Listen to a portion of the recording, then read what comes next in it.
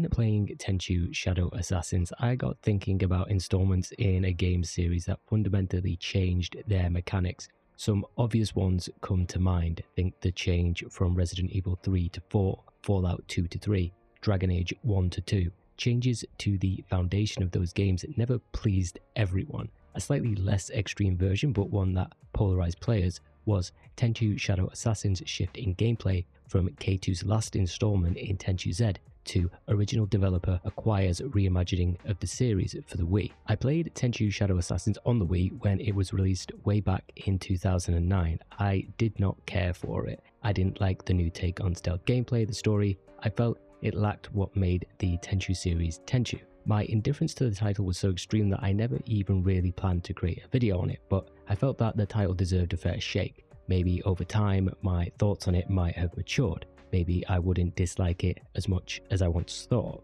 So, after all this time, what was the final installment of the Tenchu franchise really like?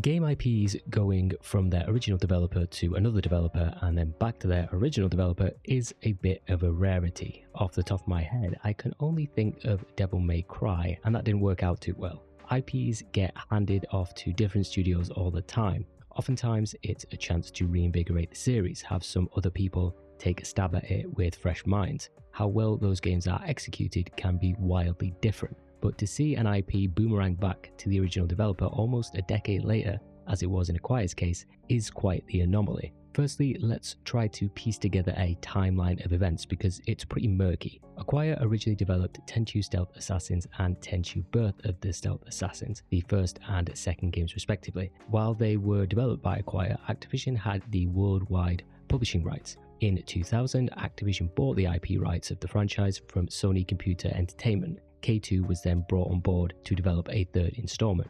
Wrath of Heaven, Return from Darkness, Fatal Shadows, it continued. They'd also developed Tenchu Z. There were also some other minor ports and games farmed off to other studios. During this time, 2004 to be exact, Activision sold the rights of the franchise to From Software. Okay, so why did it fall to Acquire to develop Shadow Assassins? Why not K2? Well, K2 was acquired by Capcom in 2008. The company was already providing game development services to Capcom prior to the acquisition. We can only speculate, but oftentimes being a support studio comes with a lot more stability than praying the games you develop keep the lights on. With Tenchu Z's reception, perhaps the heads at K2 thought it was more viable to go down this route instead of sticking with the Tenchu IP. What this meant was that at the time, the Tenchu IP essentially had no permanent developer. Yeah, From Software owned the rights, but perhaps didn't have the capacity or motivation to internally develop a new game. So how did Acquire get back into the mix? There's little out there, so why not just speculate?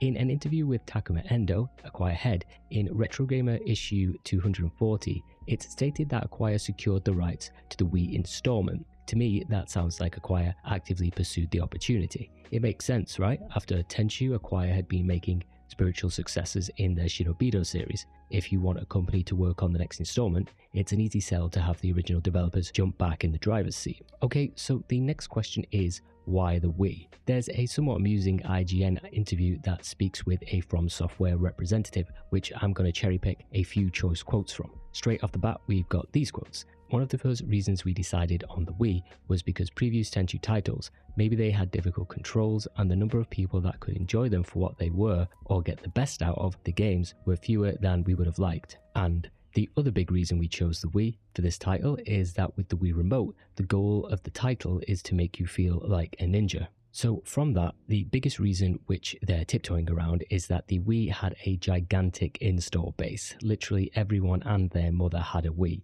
Granted, they probably only pulled it out during the holidays so you can frustratingly teach your grandmother how to play Wii bowling, but the potential was there. The Wii, above all other Nintendo consoles, really tried to show that it could cater to and capture a more hardcore gamer audience. It's why we saw games like Mad World, No More Heroes and Red Steel. I'd also throw Shadow Assassins into that mix. The second quote, to me at least, is PR speak. You can bring a game to the Wii and not bang on about how you're going to utilize the motion controls to create a unique, only on the Wii experience. Truth is, few games rarely achieve that. Like look at the top rated games of the Wii, which I'm admittedly not too familiar with, and if you take out Nintendo developed titles, which games do you look at and think that could only exist on the Wii? Oftentimes, gimmicks like the Wiimote, the PlayStation Eye, or the Kinect end up hindering the gaming experience.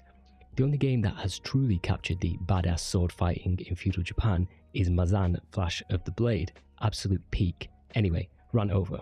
Shadow Assassins will be on the Wii because there's a good chance a bunch of people will buy it, including me. I actually consulted my little list of games sales data and it claimed that Tenchu Shadow Assassins sold over 220,000 units, but take that with a grain of salt. Another portion of the interview that sent me was when the rep was asked about other games Acquire had worked on, and the response is that they worked on a title called Shinobiville, which is pretty famous in Japan. What is that? Like Farmville or Animal Crossing where you manage a ninja town? Sign me up. I think that maybe the pronunciation of Shinobido got lost in translation. Like maybe the person heard it as Shinobi Do and they thought, oh, it's the onyomi when referring to land.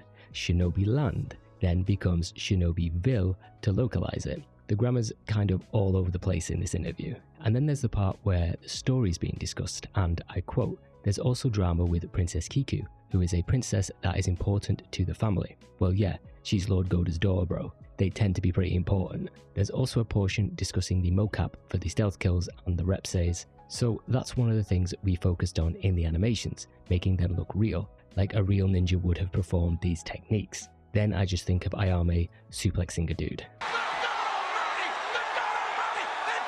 So we're on the Wii and we're going to use motion controls, but what kind of game are we actually getting? A vastly different one than what we'd seen before. I definitely think that the Wii's motion controls played a part in what Shadow Assassins became, but there were also other factors at play. For Acquire, I believe this was a chance for them to reinvent the series. They had made games similar to Tenchu with Shinobido. They could have quite easily gone down that route. But in the time between Birth of the Stealth Assassins and Shadow Assassins, they had also worked on a more experimental stealth game, Kamiwaza. While it originally never came to the West, it did later and you can buy it now. In it, you play as a thief, so the emphasis is more on, well, stealing. If you buy this game thinking it'll be another Tenchu, you'll be in for a rude awakening. However, it shows Acquire willing to experiment. What I reckon happened with Shadow Assassins, as is common in most game dev, is that in your pre-production stage you may have your team break off into smaller pods. These groups then experiment with various quick prototypes to prove out basic game mechanics. Some ideas go nowhere, some ideas show promise. They're then worked on further. If we take a look at the credits for Shadow Assassins, you'll notice that there is a based on a game design concept by credit, which goes to Acquire programmer at the time, Jennifer Schneidereit. I probably didn't say that right, but anyway, Jennifer had worked on a number of games at the company, including Shinobido titles. I'm going to speculate that she'd come up with the initial pitch and it became the core of the gameplay. Regardless of how you think the final product turned out, this is in no way me pointing some kind of finger. What I'm trying to articulate is, Acquire wanted to try something new, they canvassed for ideas, and one of those ideas was chosen. The fact that a company is willing to do that and acknowledge a person's contribution is something that should be celebrated. Along with Jennifer, Masanori Takeuchi once again stepped into a producer role, having worked on the IP since Time of the Assassins for PSP. Keisuke Kanayama from Acquire would act as the game's director, having previously contributed to Shinobido and Kamiwaza. Finally, Yasuhiro Abe would take the reins as the lead game designer and the game's scriptwriter. The new game design direction took the Tenchu franchise from a series that had been slower paced in its first two installments to a more fast-paced game all the way up to Tenchu Z, back to a game that goes all in for a puzzle stealth experience. This concept would also fit with a more limited budget and tighter design scope the game was clearly working with. So gone is the fast-paced stealth action that you had your ninja marauding around rooftops, dashing from cover to deliver killing blows and combat, to a much slower, more methodical experience. Shadow Assassins is in some ways more similar to Stealth Assassins than any other entry, right down to the tank controls if you can believe it. Your ninja now moves through corridor-like levels, with each level split up into zones which function as stealth puzzles. Your ninja will make use of cover to hide their presence, still slink in for stealth kills and utilize classic items, but it's a much more curated experience. Of course, because we're on the Wii, you'll use the Wiimote to engage in sword battles, traverse the level and execute a number of commands. From a pure what is Tenchu perspective, when you write down a number of elements that Shadow Assassins has, it seems on paper very much a Tenchu game. But then why is it, in playing, so different? And how would this game have developed over its sequels? Yeah, Acquire had originally marked Tenchu 4 as the start of a new trilogy, unless they're taking a really long time developing the thing, it's safe to say the projects were cancelled. Seeing as though we're in a pretty melancholic mood, let's end with one final quote. This is from the Retro Gamer article, and it's Endo's thoughts on Shadow Assassins. We finally had a chance to make another Tenchu game, however, we had to make it suitable for the Nintendo Wii. In effect, we took out the main sales point of the series, the open-ended structure, and failed by turning it into a linear game.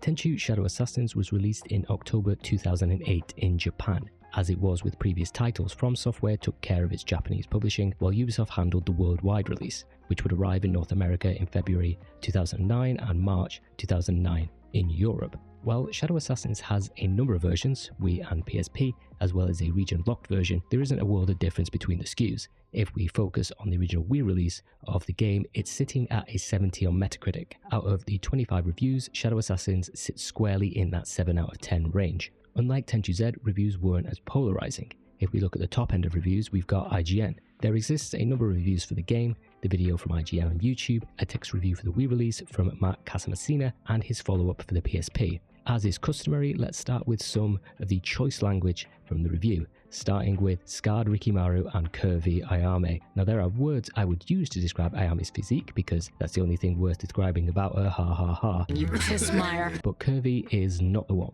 Lithe, athletic, but Matt praises the game's great cutscenes and voice acting, as well as the strategic bent to its stealth gameplay. He says, and I quote, "There are thrills to be had at every turn, and yet the intensity is usually drawn from the prospect of being discovered as you lie hidden in the shadows and not from arcade-fast battles, which are uncommon. There is just as much strategy to the experience as anything else because each level is an obstacle-ridden puzzle and the goal is to plan a route through to the finish either by assassinating foes or sneaking past them undiscovered. And it's when you're hunkered down in the blackness awaiting your chance to pounce on two-turned samurai scouring the area for signs of movement that Tenchu is so much fun."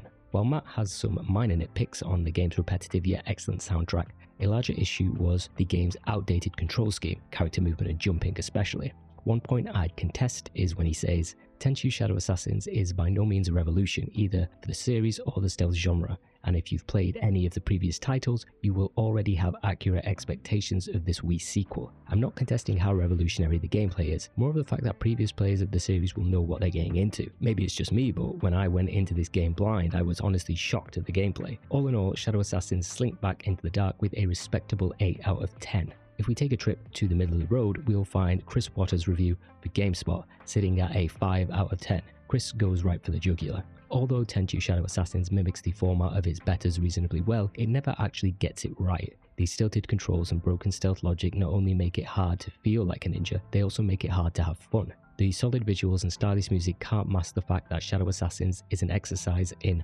frustration. Aside from all that, the positives once again include the game's presentation, both in its cutscenes and environments. On the other side of the katana, Chris wasn't much of a fan of the game's oftentimes bizarre AI, unresponsive Wiimote controls in sword fights, and awkward controls in general. He ends the review with, "Players who like a stiff challenge and don't mind working through a bevy of gameplay issues might find some enjoyment here, but for most folks, it just isn't worth the hassle." As is also customary, what would a critic roundup be without G4TV not being a fan of a Tenchu game? I say that partly in jest, but G4TV has bestowed every subsequent game after Wrath of Heaven, which it gave an 8 out of 10, with the Metacritic equivalent of a 4 out of 10. While I could only find a review in video form, which is a treat in itself, here are some of the best bits. We here at X-Play are truly impressed that a game about ninjas sneaking around continues to not be the greatest game of all time. The open world of previous Tenchu games is gone, replaced by small areas populated by a few mentally handicapped guards. Shadow Assassins is one of the best non-stealth action puzzle games we've played. Finally, a special shout out to InsiderGamer.nl for one of the best slug lines I've ever seen on Metacritic. Tenchu 4 ain't a perfect game, but the gore makes it very interesting. I am sold.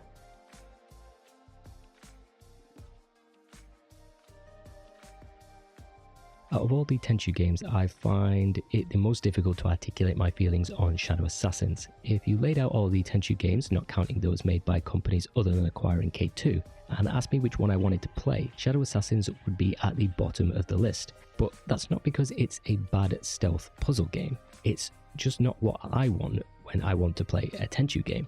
I think if it wasn't touted as a main entry in the series with the prospect of further releases building on it, I view it in a different light. There are elements that are the best in the series, actual differences between enemy types, items that have proper uses and interact with the environment, a more methodical and purposeful approach to level design. Those are elements I would have loved to see built upon with a more traditional Tenchu framework. But my gripes outweigh those, unfortunately. I find the story and characterization, outside of the well-constructed cutscenes, somehow more offensive than Tenchu Z. I find the controls awkward and dated, making movement a chore. While I enjoy the advancements to the stealth system, it's too rigid for true player expression. As has been the story for what seems like most of Tenchu's existence, we're also limited by the budget and technology. In Shadow Assassins, more than any other entry, you can feel the weight of this hanging over the design decisions. When its corridor-like levels aren't being flipped around, they all blend into a malaise similar to Tenchu Fatal Shadows. It's like, if this was either a side entry or a totally different game from Acquire, I'd feel differently about it. Problem is, like with a lot of games, there is a pall of expectations covering the brand. You expect something specific. Funnily enough, I feel the same about Tenchu Shadow Assassins as I do about Metal Gear Solid 5. The latter is an excellent stealth action game, but a bad Metal Gear Solid game. Shadow Assassins is a decent enough stealth puzzle game, but not a great Tenchu game.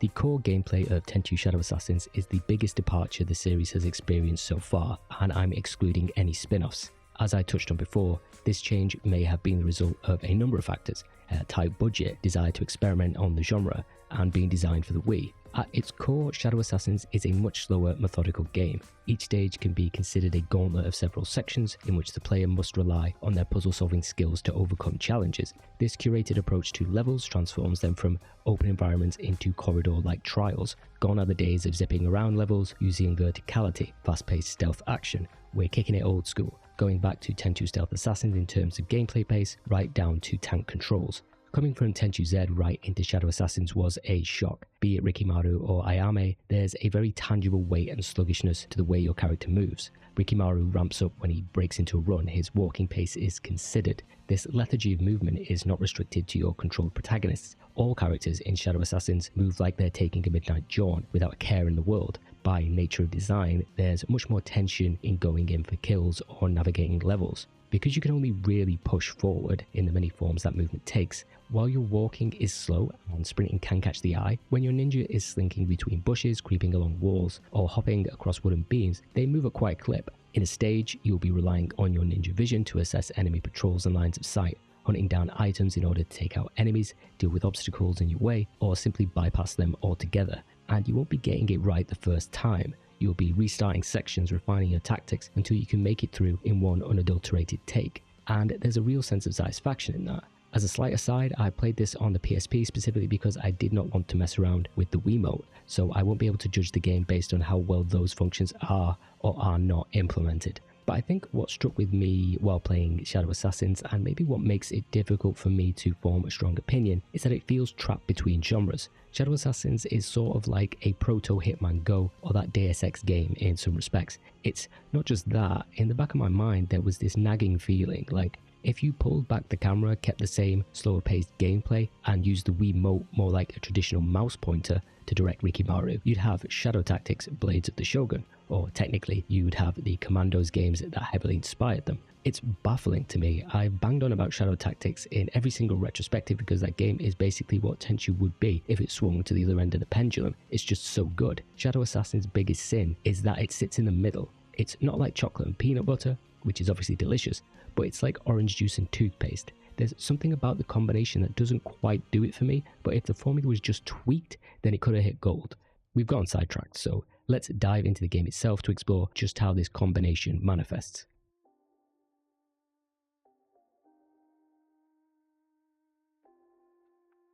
Where to begin? Probably at the beginning. Before we dive into the gameplay of Shadow Assassins, it's worth just getting the elephant in the room, by which I mean the game's story setup, out of the way. Shadow Assassins is set a year after Tenchu Wrath of Heaven. At the end of that game, whichever path you took, be that Ayame or Rikimaru, Tenrai was defeated and we were left with Onikage plotting something nefarious for some dark presence. Where's Tenchu Z in all this, you might ask? Couldn't tell you, I assume it exists in a void. For Tenchu's first mission, we are, of course, punishing the evil merchant. Tradition must be observed. Incidentally, it's the same reason as we've seen in previous games, parents selling their daughters to cover their debts. This level will act as the game's tutorial to introduce how you actually play Shadow Assassins. I distinctly remember booting up the game for the first time, having known nothing about it, and just sitting there thinking, why is Rikimaru moving so slowly? Why can't I jump on the roof? Where is my sword? My little brain was just not adequately prepared. But you'll get an intro to things like basic movement and stealth kills. Incidentally, my controls were messed up for the emulator I was using, and for the life of me I could not figure out why my stealth kills weren't working. I eventually fixed it. Speaking of stealth kills, we've finally seen them greatly expanded with a bunch of more situational assassinations. Along with the general 4 that you can pull off when approaching a guard from one of their sides, you find such unique animations as assassinating someone while in a bush, building up speed in a bush for a long-range stealth kill, ledge kills, floorboard kills, hiding under path kills, pot kills, kills from a beam, Spider-Man kills, consecutive stealth kills, water assassinations, fishing line kills, sugarcane kills, and whatever others I may have forgotten. Which is to say that this Tenchu is the best implementation of not just stealth kill variety, but the situations in which you actually get to use them. Hands down, no competition. This is in no small part down to the smaller scale and curated levels that allows this to happen.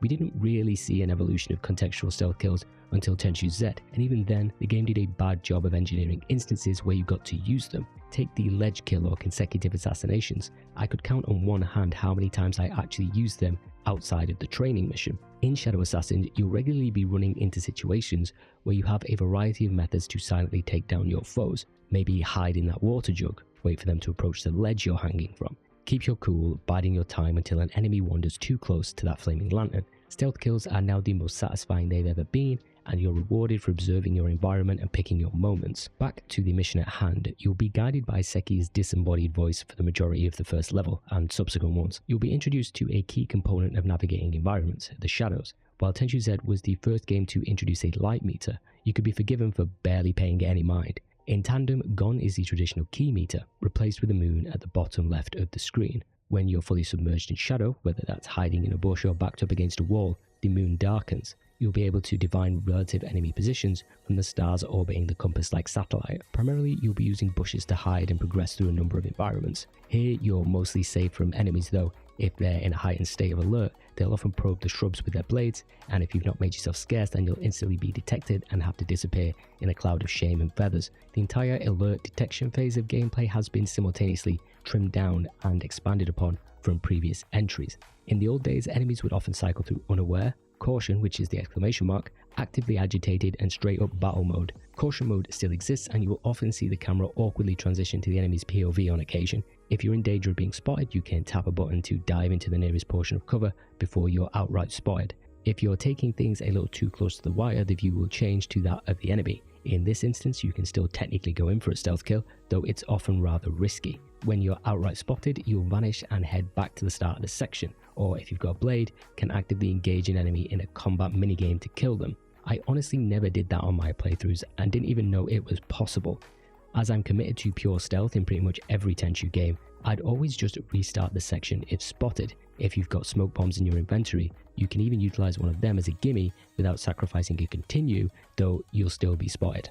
As you continue, Shadow Assassins also introduces how you interact with the many light sources in the game. Typically, they're stone lanterns which you can extinguish with a single charge of a water bottle. The bottle itself can also act as a method of moving and breathing underwater, keeping you concealed. You can even refill it at the various water pitchers dotted around the levels. By extinguishing lanterns, much like the Thief games, you're creating new areas of shadow which you can creep through. This is all in an effort to reach the end of the section, which is marked by glowing purple light. Each level is, in essence, constructed from several puzzle-like sections which you'll travel through. Beyond the first and into the second, you're introduced to Tenchu's awkward object mechanics. In levels, you may find boxes that you can hoist onto your shoulder with all the vigor of someone recovering from spinal fusion surgery. You can then often place these boxes near walls to use as a boost to vault onto other walls or rafters. Due to the more explicit notion of multiple ways to progress through each section, you often have to keep your eyes peeled for these boxes and then divine where they can be utilized to provide an advantage. Aside from Tenchu Z's awkward and often redundant implementation of multiple pathways in its maps,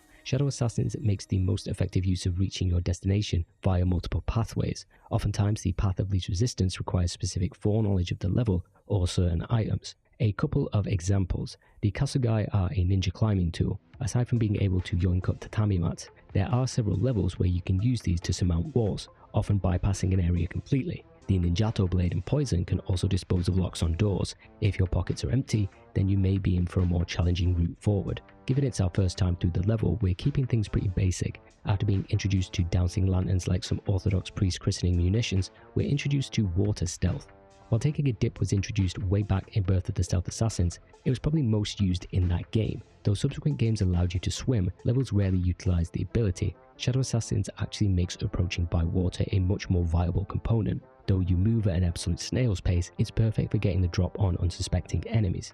Another improvement that I'll talk more about in the specific item section is the use of the shurikens. In previous games, aside from the ability to one-shot enemies with a headshot introduced in Fatal Shadows, shurikens were mostly used to deal with attack dogs. In Shadow Assassins, you've got much more utility. If an enemy is in a precarious position, you can often launch one to send them tumbling into a well, turn them into yakiniku, or take out enemy ninja. In the final section, we get our first bit of actual story delivery. Firstly, we see the merchant we've come here to punish. He has a ludicrous Cockney accent, channeling a drunk Ray Winston. Hush now, you'll warm up to me soon enough. In his approach, Rikimaru discovers a storage shed filled with a veritable arsenal of weapons, hinting that rebellion may be cooking in Goda's territory. In the main compound, you can make use of the rafters to stealth your way towards the merchant and finish him off with a kill before his guards are any the wiser. After the mission itself, you'll be greeted with your results screen. Shadow Assassins really pares down what you're judged on this time around. Gone are the days of being assessed on item use, how long you were detected for, innocence. It's just three major factors: time, discoveries, and Hisatsu. The first is simply the time it takes to progress through the level. Discoveries is how many times you're spotted, and Hisatsu is stealth kills. While technically making it through a level unseen is easiest to S rank, you just have to reset each time you're spotted, the others can be a little trickier. For stealth kills, it's often going to take time to rack them up, eating into your level completion time. On the flip side, you can get a phantom bonus if you complete a level without assassinating anyone. Time, however, will be the most difficult. While you can reset sections if you screw up, this doesn't reset your time. So while you may be able to make it through a section quickly, after half a dozen retries, the game's counting all those tries in your evaluation. You can S rank if two of the other results are S and one is A, so it's technically easiest to focus on S ranking your discoveries and kills more so than time in most instances. Unlike previous Tenchu games, there are no obvious rewards like item surpluses, new items, or points for S ranking. What you do unlock, and what I'll dig into later, is the assignments. Assignments function as mini-trials, much smaller in scope than the story missions, and often look to test you in various ways. Gaining high ranks in story maps unlocks more of these missions for you to tackle. Finally, we are back to classic naming conventions of the ranks, which I always appreciated. Gone are the days of Ninja 1 to 5, you can now go from Grandmaster to Thug once again, and all is right in the world. After checking your rank, we'll be treated to another cutscene where the merchant has miraculously healed that broken neck of his and is very talkative. Mid-interrogation, a kunai interrupts the conversation. Rikimaru seems more interested in investigating that than the merchant plotting rebellion. As you progress the game, it may become clear who threw the kunai, but the game never really answers the why of it all. I will explain more later. First, it's time for the second mission and some more nonsensical plot.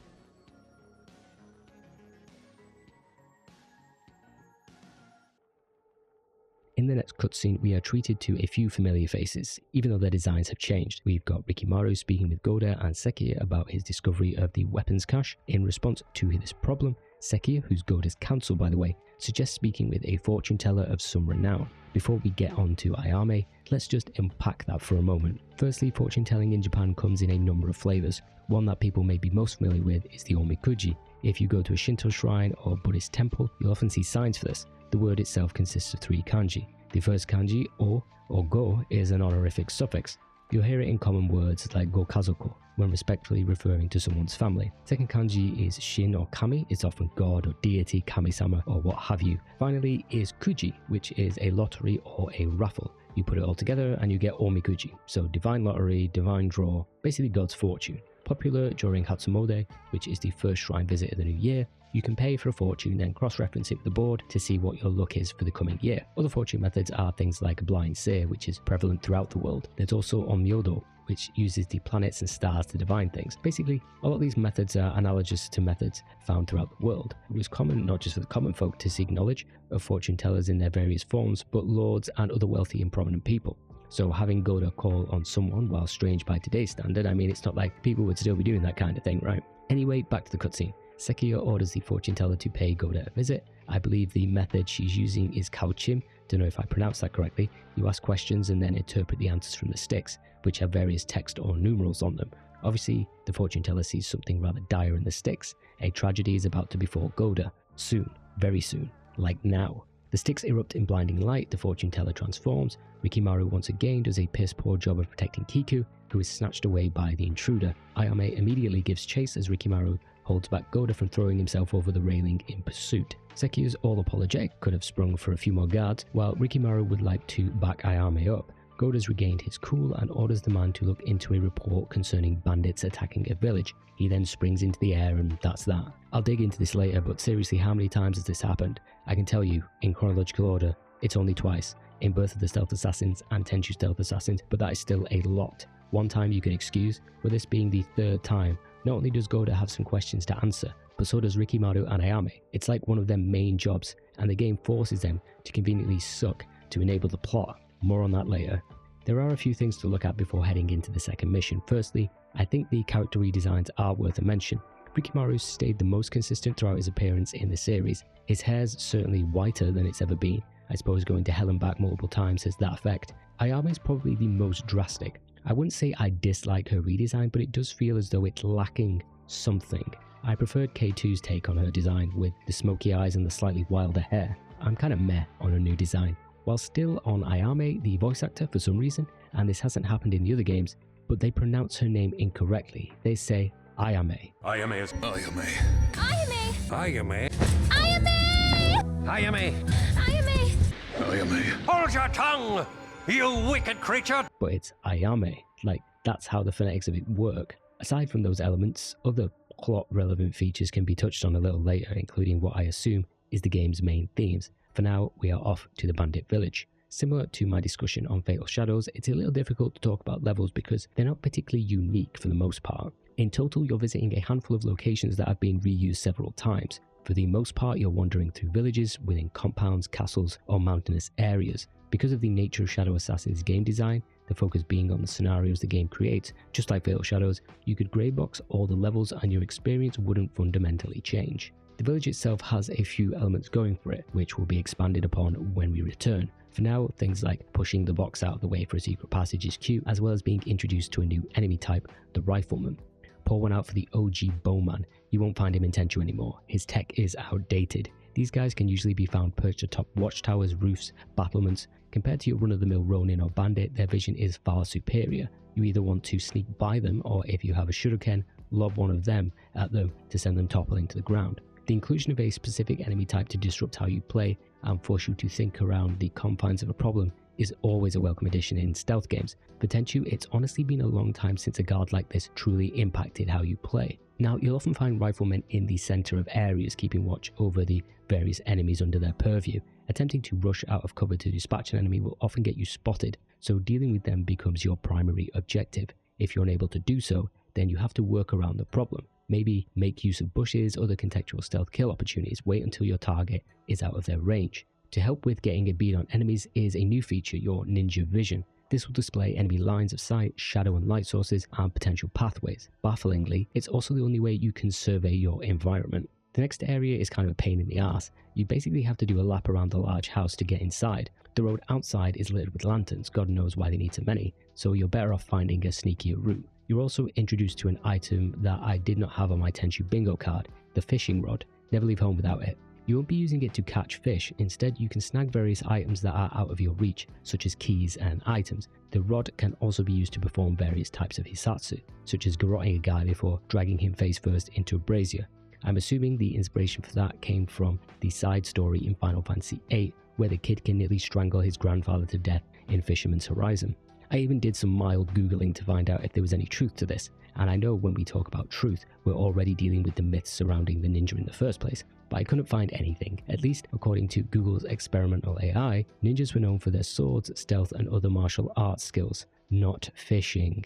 I hate to burst your bubble, Gen AI, but I've got Exhibit A right over here. I bet Rikimaru could use that rod to unhook the power cable from the server farm that keeps you alive. Back to the game. Rikimaru proceeds through the village and into the temple grounds. Here we beat another enemy, the armored samurai. The game says that you can't defeat them by conventional means, and it's 50% correct most of the time, it seems. On some occasions, if you move one step near these guys, they'll immediately enter caution and you can't assassinate them. Regular stealth kills from bushes above, etc. all work just fine. I suppose they have better vision, but I never really felt that too harshly while playing on multiple difficulties. While their inclusion starts quite tame, as you progress deeper into the game, you start seeing these guys a lot, sometimes 3 or 4 grouped together. Shadow mode, which we'll get to later, loves chucking these guys everywhere.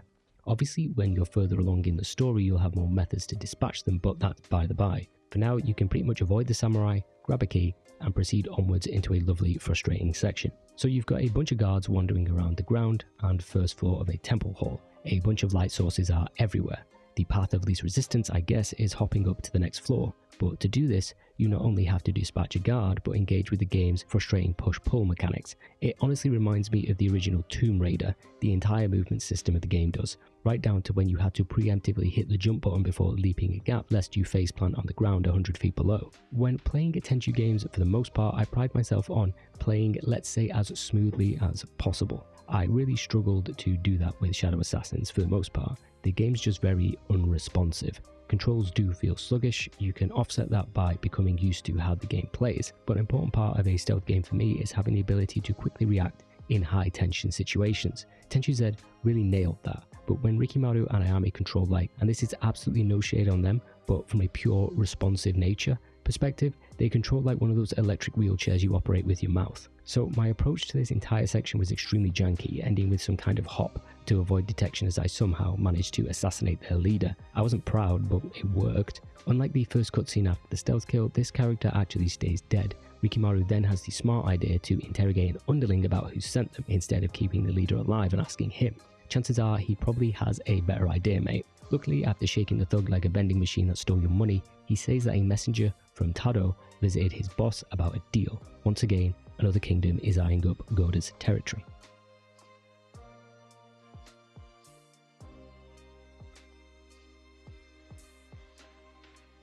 If you've been progressing through the game's story, gaining decent ranks on missions, you'll have noticed that a number of the game's assignments have been unlocked. Assignments function as shorter challenges. They start by going over basic ninja concepts, sneaking stealth kills, all the way to more complex challenges, as well as being an extra way to reuse levels and give the player a few fun missions along the way. Completing these assignments also reward the player.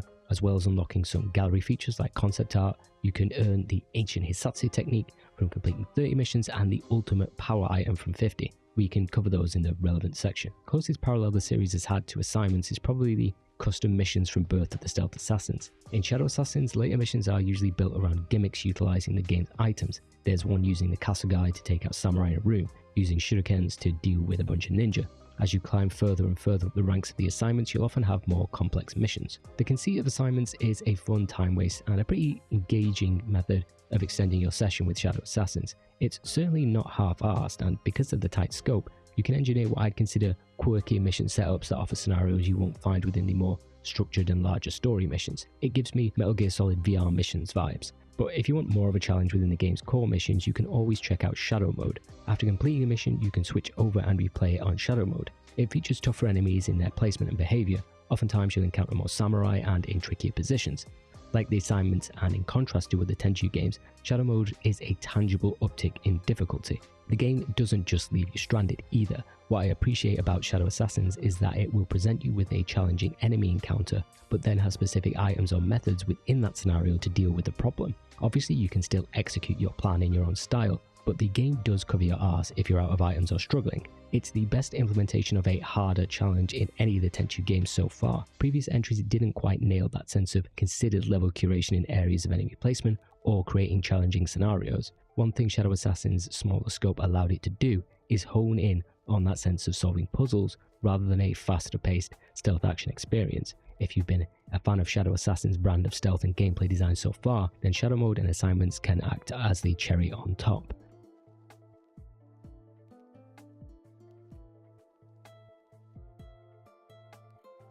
From the bandit's confession and the weapons stockpile we found at the merchant's estate, it seems that Tado is set on trying to take over Goda's territory. War is inevitable. Tado, meanwhile, is a little too fired up, ignoring his counsel and instead relying on his mysterious benefactors to see it through the night. Rikimaru's part to play in all this is delivering divine justice to Tado himself, in hopes of bringing an end to the bloodshed. The mission primarily takes place in the war trenches behind enemy lines. While the previous levels are what we could call pseudo-corridors, the trenches are very much actual corridors. You can make use of the tunnels between areas, water pots or storage places to bide your time waiting for guards on their patrol. It's all relatively tame, aside from when you enter the second area, where Shadow Assassins becomes needlessly obtuse. We've seen the video game meme of a small fence or flimsy door barring a character's path. Oftentimes they're a superhuman warrior who could very easily dismiss such a trivial obstacle. In Shadow Assassins, your character's biggest foe is often the controls, especially when it comes to hopping over things like boxes and the game's unwillingness to let you surmount even the most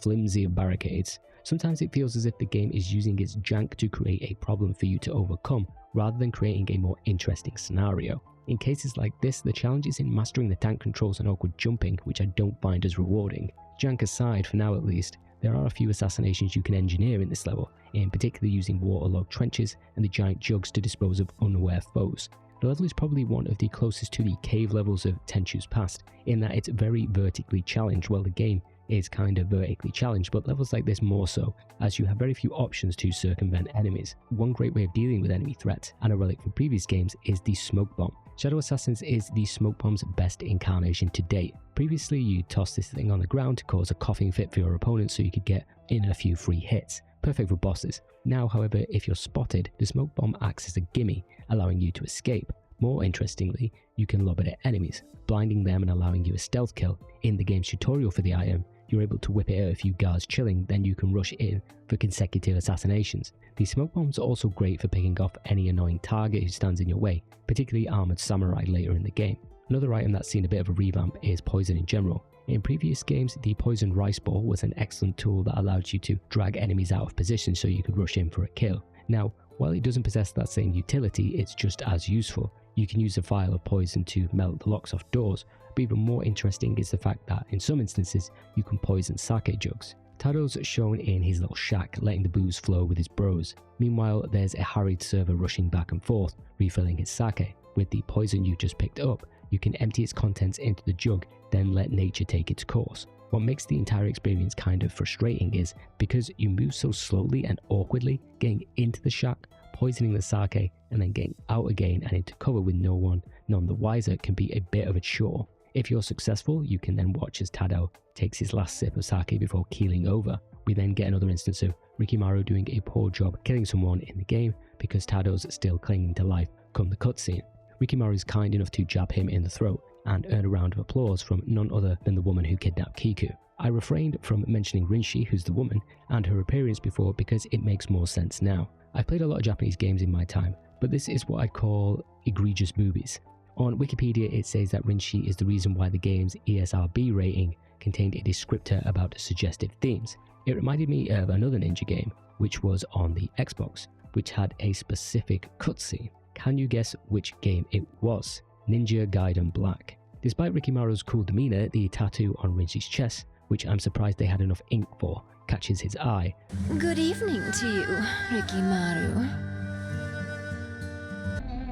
My name is Rinshi. It's a pleasure to meet you.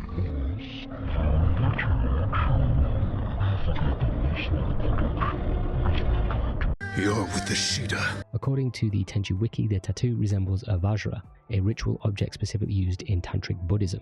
Back on the Tenchu Wiki, it says there was a commercial for the game where Rinshi was taking a bath with Rikimaru, and I did my best to find it, but no such luck. It'll just have to survive in my imagination. Some of the most important parts are preserved on the Tenchu Wiki, thankfully. Someone on Giant Bomb also did a bang-up job. They really went all in on Rinshi. The Valentine's Day wallpaper in particular is hilarious. It was a different time, 2009. After that slight distraction, we can actually head back to the plot. The tattoo denotes Rinshi as a member of the Shida. Who are they? No idea. Rikimaru alludes to them being some kind of collective of rogue ninja. While Rikimaru chastises her group's action, she attempts to turn it round on him and the Azuma. They've been mowing through guards with abandon too. Conversation is getting us nowhere, so Shadow Assassins would rather our swords do the talking. This is where the game first introduces its sword fighting mechanics. If you had a Wii, you'd obviously be using the Wiimote, but on PSP it's just the analog stick. Rather simple in its design, you just match the direction the attack is coming from in order to block. This fills up your Tenchu Gorge. When it's full, then it's time to go on the offensive. During this short window, while you can flail your weapon about to get in as many hits as possible, what you're best doing is following the small arrows the game gives you as indicators as critical attacks that you could chain together. On normal difficulty, one round of chain attacks is often enough to deal with mostly any foe. The sword fighting is rather uninspired and I didn't care for it too much. Unless you're carrying a blade with you during levels and deliberately want to get into a fight, your experience of this mode is often relegated to boss battles. One element I find particularly tricky, I don't know if it was because of my emulation or on purpose, is after you've finished attacking and you go back on the defensive, the screen flashes and makes it extremely difficult to parse which way you're supposed to defend. It ended up catching me out more times than I would have liked. Upon claiming victory, the battle is far from over. Though it looks as if Rikimaru has the advantage, Rinshi whips a dart at his neck.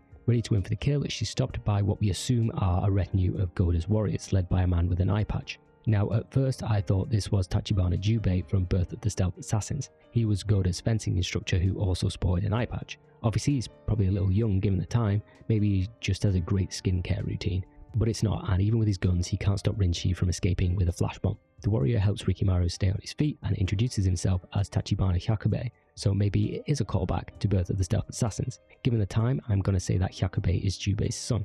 As for the eye thing, maybe it's genetic, but most probably a callback. He says he recently joined up with Goda and that since word of Toda's death is spreading across the battlefield, his men have abandoned their will to fight. Though Rikimaru is feeling a little worse for wear, the mission was a success and he tells Goda as much. Equally good news is that word from the castle says that Kiko has been rescued. Yet again, Goda orders Rikimaru back to the castle as he has some battlefield admin to deal with. Surely the day is saved and peace will once again return to the land.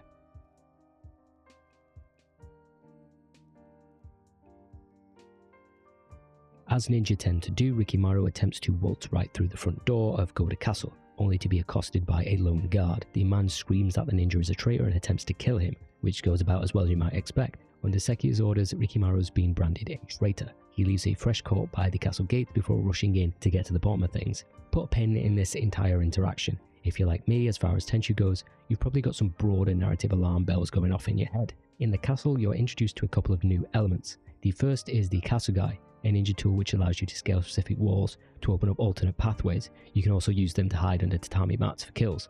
The second new addition is a couple of enemy types. The first is a more twitchy guard who will patrol and look around more frequently, though they're not as big of an obstacle as you may at first believe. The other new enemy is the ninja. I really love their implementation in the game. Ninjas often hide in bushes, under floorboards, up in trees, and can really catch you off guard if you're not careful. It's probably my favourite enemy type in the game, especially in those moments where you just catch sight of them at the last second, or when you think you're safe and the game suddenly switches to their POV to indicate you've been spotted. There are ways to detect them, one in particular using another item. For now, you just have to keep your eyes peeled. If you've got a shuriken or kunai in your inventory, they go down in just one hit. Otherwise, you'll have to avoid them entirely or approach them slowly to get the drop. The next area is a small garden that you can work your way around and reach the other side by laboriously paddling there. The castle and this area in particular end up being reused several times throughout the game. The final exterior area is the entrance to the main castle itself. You've got a number of ninja and patrolling guards doing their rounds. If you have the Kasugai, you can negate the challenge completely by scaling the nearby wall. If not, you'll be forced to use your wits to dispatch the two guards standing by the door. While an explosive barrel can be used and hope some bodies get caught in the crossfire, a building at the other end of the area has a set of Kasugai that you can use to scale the wall. Inside it's fairly simple. There's the odd sneaky ninja, but most guards are simply wandering around. You've got a somewhat challenging setup with one guard in a room and another patrolling close by. Because you move so slowly, it can be difficult to deal with one without the other becoming alert and you having nowhere to hide. Through trial and error and a big dose of patience, you can overcome it. You can even sneak up into the rafters. I love the sneaky ninja that's lying on the floor there in wait. It's just a nice detail that can catch you out. Once you've finally dispatched everyone or made it through silently, you can confront Sekia in order to get some answers. If you cast your mind back to both Birth of the Stealth Assassins and Wrath of Heaven, you may recall a couple of instances where Goda's troops appeared within levels. In the former, killing one of your own resulted in being penalised, I can't recall. In Wrath of Heaven, you simply had to avoid the guards lest you get an instant game over. This time around, Rikimaru has no issue just slaughtering Goda's men, who I assume he was at least cordial to a day prior. Must have been a bit of a shock if the ninja that you'd seen protect Goda and his people for years driving a sword into your mate's neck. Well, Rikimaru's here and he's in a mood. Sekiya, Ayame and Kiku all seem a little on edge. I can forgive them for that. While Rikimaru would like to ask Ayame a question, she doesn't plan on answering. Again, I have thoughts, but let's just stick to the story for now. Instead, you'll be going toe-to-toe with Ayame in another sword fight. Though Ayame is beaten back, she's not about to let Rikimaru win. She grabs Kiku's hand and then jumps off the building. Look, I know Ayame's a ninja, but a princess in that dress ain't landing softly. Sekiya bemoans the fact that he'd been deceived and orders Rikimaru to rescue Kiku. At this point, Kiku and this damn castle are like a yo-yo. The girl's just constantly going back and forth between this place. Rikimaru does at least have a lead to follow.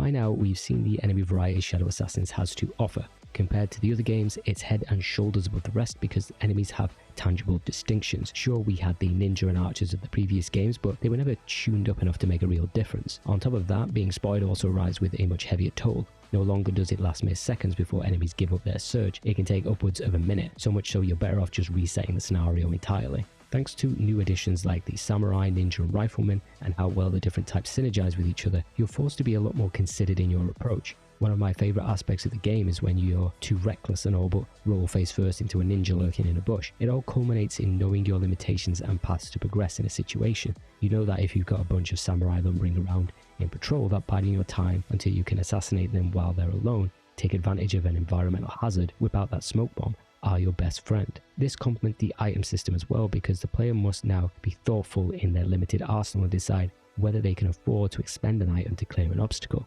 Particularly in Tenchu Z, as it's still fresh in my mind, I never felt I had to use items to deal with a tricky situation. In Shadow Assassins, the times I whipped out Smoke Bomb, Kunai or Ghostmaker really did bring a tangible sense of relief in dealing with a tough situation. Your actions feel a lot more earned this time around. While run-of-the-mill guards stop posing a threat a short ways into the story, the slow addition of other enemies help ratchet up the tension and difficulty, knowing that while a situation may look safe, there could well be a ninja hiding somewhere, a guard atop a watchtower, or a tough foe just around a corner, fosters a sense of caution to how you play. It also works well with the game's smaller environments. In the act of save scumming and reloading, it's like learning a song on guitar. When you start, you'll scrub the notes and the chord placements, but diligently repeating things, there's a real sense of satisfaction when you can play the entire song flawlessly. It's the same sense of satisfaction, thanks in part to the enemies, that helps create a satisfying experience. I did find it a little frustrating on some occasions where the game decides to pick and choose which of the more advanced enemies will hear you in specific situations. I don't know if there was something I was missing. Sometimes a samurai would become alert if you take a step, sometimes they don't care. But I think above the level design, which is still quite basic, it's the enemy placement and design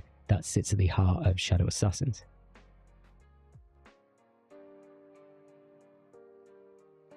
Mission 5 is a nod to the checkpoint missions from previous Tenchu games. It's basically one straight road to your destination. However, you do have a couple of options in how you tackle proceedings. If you'd brought Kasugai, you can once again circumvent this part by hopping straight up to your left. While the main road is narrow, well lit and full of guards, you can also take the more scenic route. This path consists of a number of precarious broken bridges and routes you have to cross via swinging from tree branches. I don't know why, but the mechanic for making those jumps seemed so unresponsive. I'm sure there was some kind of trick despite the game telling you to just hammer the X button. The route is the path of least resistance if you're not worried about bumping up your Hisatsu count. There's one lone guard you need to be aware of, but more than that, you'll fall foul of the game's Tomb Raider-esque platforming more than anything. The next area has a nice little feature with the man in the car. You can sneak under this thing as it makes its slow journey across the bridge. However, you can't just bide your time staring at a horse's arse forever. A guard comes along and inspects the cargo. If you're still suckered there, they'll find you. So when the cart stops, you need to retreat to the safety of the bushes. If your timing's good, it's quite a trivial area.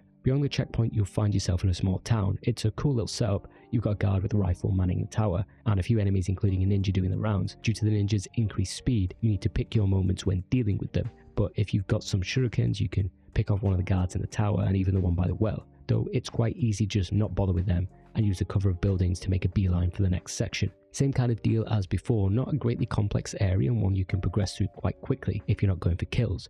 Shifting the box out of the way is a nice touch for circumventing some patrols, though you're awkwardly forced to kill the samurai if you want to get past. All the while, the delivery guy is just sitting there hunched forward without a care in the world. You're then treated to a cool cutscene with Rikimaru taking out a couple of ninja who I'm assuming were sent by the Shida. With Toda dead and his army scattered to the wind, I assume the Shida are now the ones standing in our way. Unfortunately, those answers and more will have to wait, because Mission 6 marks the first time we'll be given control of Ayame.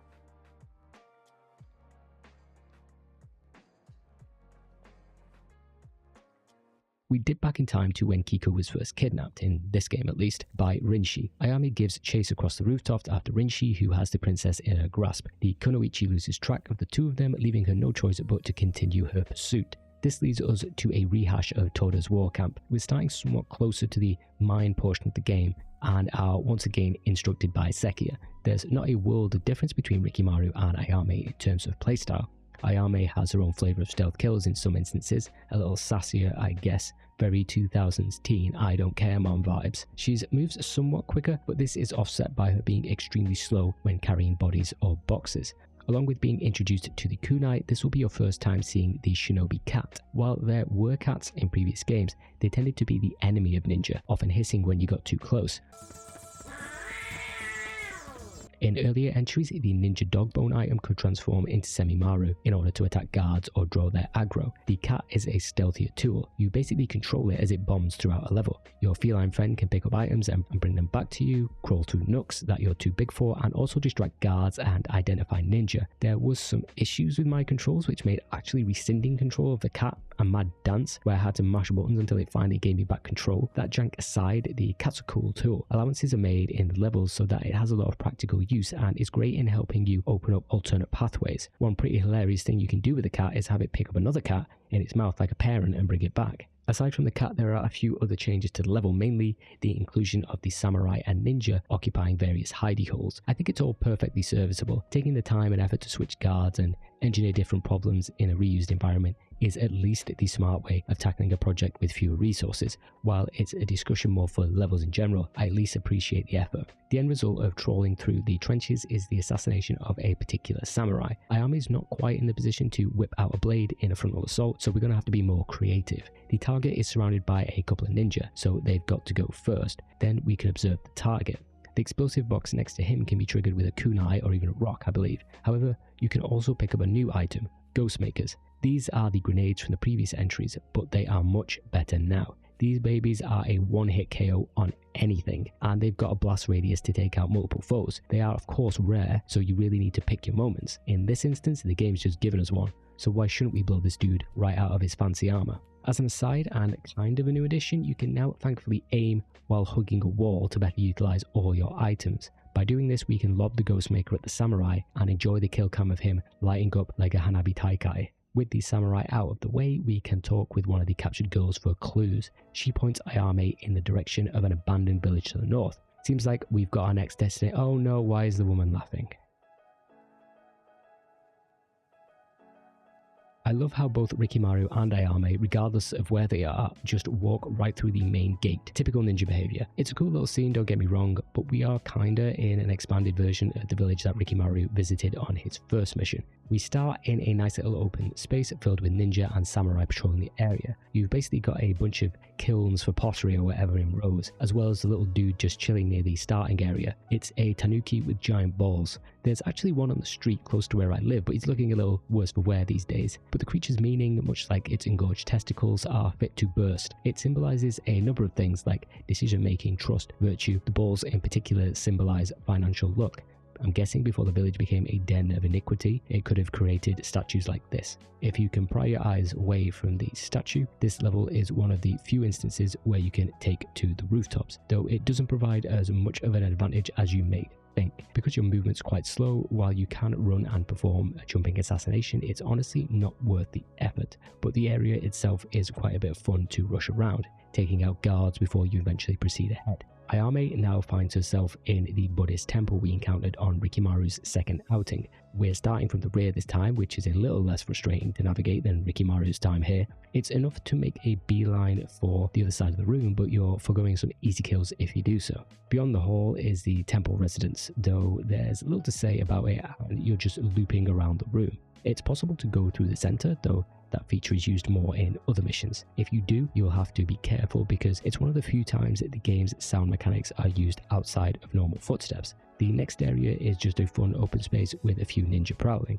It's one of the few locations where you can actually build up a little pace, going round and assassinating enemies. While it can be dangerous to attempt a straight up running execution because of the sound, you're often best placed to jump shortly before your enemy and execute an aerial kill instead. Once you've navigated through the waterway, you'll surface in a well. It's a prime opportunity to yank the ninja down to a watery grave before hoisting yourself up. The area should also be familiar from Rikimaru's time here. I believe most levels are used like old school game tiles, in a sense that you are connecting sections to one another and reconfiguring loadouts to create new levels. You can have some fun wiping out the ninja here before proceeding onwards to the inner estate. We get a lovely cutscene from the Cockney merchant. It seems after Rikimaru left him fleeing for his life after breaking into his estate, he's now ended up here. I still don't quite know what possessed them to give this voice direction for a Cockney. I don't think a British accent, let alone Ray Winston Light, has ever appeared in a Tenchu game. Shadow Assassins is very much a game of firsts.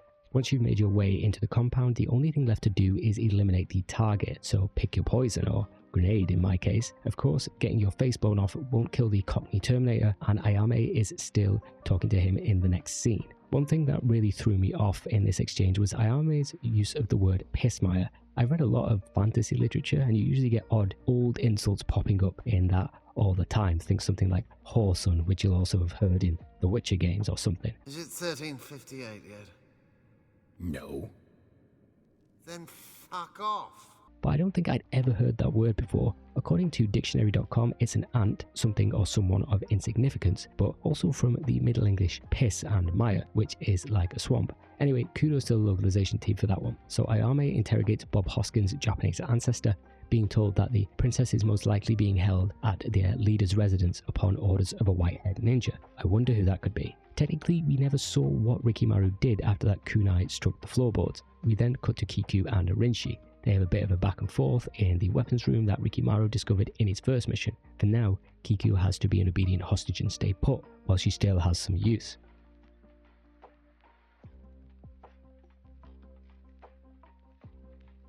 One of the largest improvements that Shadow Assassins brings to the table is in its item design. In previous entries, the items in your ninja toolkit only expanded as the series progressed. While these items had utility, some were excellent. Your tools became a little bloated and the game did not engineer situations in which you could fully take advantage of your arsenal. Shadow Assassins attempts to inject some real purpose into using these items and goes the extra mile of implementing them naturally into its levels. You're no longer rewarded with extra or new items at the end of completing missions. Instead, items are found scattered throughout them, geared towards tackling the specific challenges encountered, so let's take a look at them. A basic item like the water bottle can not only be used to extinguish flames, but can be utilized to breathe underwater and can even be filled at water pitchers. Kunai and shurikens are now so much better. You can still hurl them at an enemy to eventually take them out, but having them be one-shots on a hidden ninja, take down guards in elevated positions and much more, they just have so much utility. And because items are often scarce, you have to make your shots count.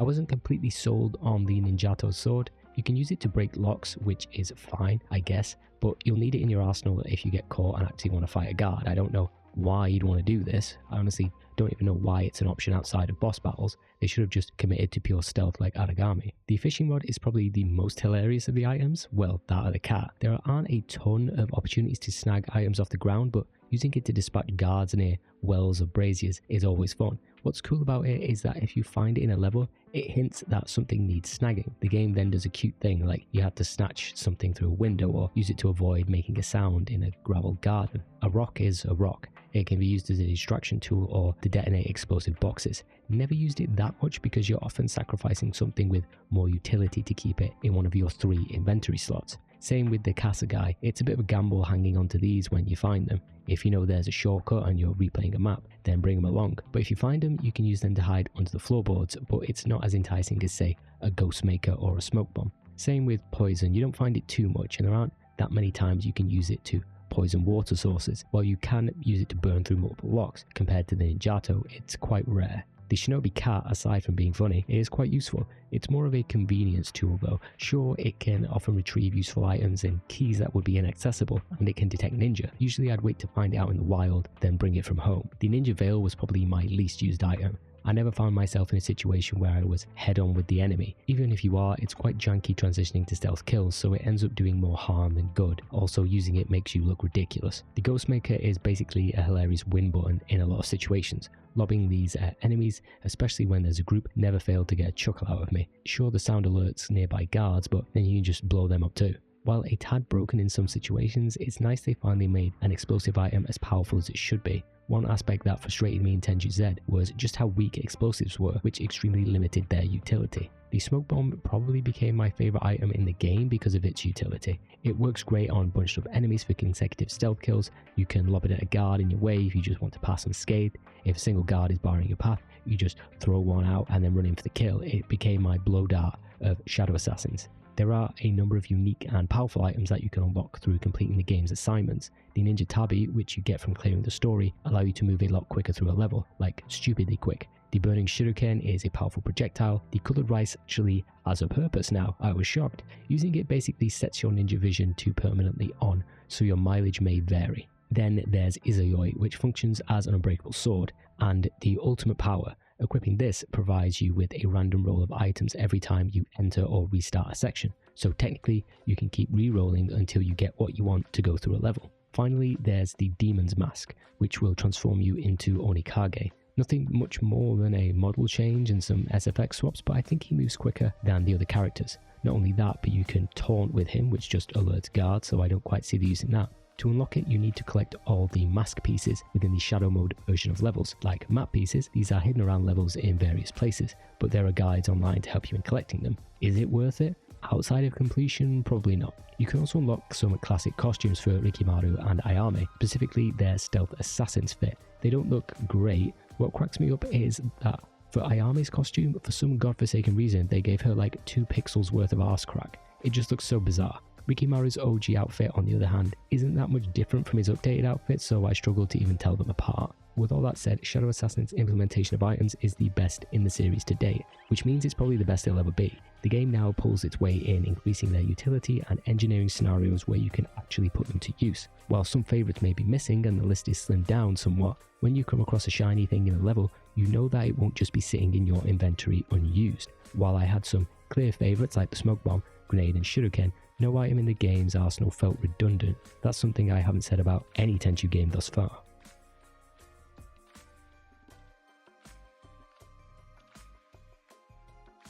Mission 8 finds Ayame taking a detour back to the castle to consult with Sekiya about Rikimaru's supposed betrayal. This is obviously set just as the battle with Toda is raging, so Goda's out of the house and Rikimaru's on his way to poison some sake. Ayame's attitude aside, we're running out of pins, but if you find one on the floor, stick it in this part too. Sekiya's behaviour after he's dispatched Ayame may raise an eyebrow. Upon dropping into the level, you're met with a new kind of enemy, one carrying a box. The game wants you to launch a kunai at the guy as he's walking in the brazier so that it sets him alight and he drops the box. In certain contexts you can use a stealth kill, but it's kind of awkward. Hilariously, because the box has collision while on his back, you can even jump up on it, which is pretty funny. The reason you're doing this is so that Ayame can laboriously carry this thing over to a wall and mount it. Man, if only there were a ninja tool that would make such a thing trivial. An item with some kind of claw attached to a length of rope, a hook, if you will. Anyway, you're then tasked with making it through the house. There are several samurai and soldiers patrolling, making it quite an annoying situation to deal with if you've not got some items. The castle guy would have been useful because there's a spot in the central room to hide under the tatami. In my case, I was fortunate enough to have a surplus of smoke bombs to help stun the samurai. Even still, there's not a great deal to say about this level in particular. By now, chances are you've mostly seen the area configurations the game has to offer. The addition of ninja and samurai often force you to switch up your tactics, which I appreciate. The little garden outside is fun too. You can try to tackle the samurai patrolling the bridge or slink off to the side where the ninja patrol. The path of least resistance is obviously where the ninja are, as you have more surreptitious opportunities to take them out. Once you've made it through the next area, you'll be introduced to one of the game's final new items, the Ninja Veil. This item is based on the technique that appeared in Fatal Shadows and Tenchu Z. There's just something much more hilarious in this version. Previously, when using the veil, it'd create this shimmering illusion in front of the character. In Shadow Assassins, it literally looks like your character is holding up a rag in front of themselves, the same way you do to a baby that thinks you've just vanished. I never got too much use out of it because it's a bit more restrictive. It works best when standing or crouching directly in front of an enemy. Unless you're in a pinch, those situations may be somewhat rare. Inside the estate, you've actually got quite a large area to explore. There are a number of items to pick up, though you can mostly avoid them and head straight towards the exit, where a nearby guard stands between you and the key. On the other side, you'll finally rendezvous with Kiku, but before you can set free, you've got some stuff to do. You can take the long way around through the master's quarters filled with guards and items, or you can utilize one of the boxes to effectively give you access to a shortcut that takes you more directly to the key. Whichever way you choose, your final task is getting Kiku the hell out of there. Unfortunately, someone else has other ideas, and that someone else is Rikimaru. After a brief wordless fight, Rikimaru opts to just blow the two of them up, which is pretty strange, before piecing out. Obviously the two survive. This whole situation is pretty damning for Rikimaru though. Maybe the leader of the Azuma Ninja really has gone rogue.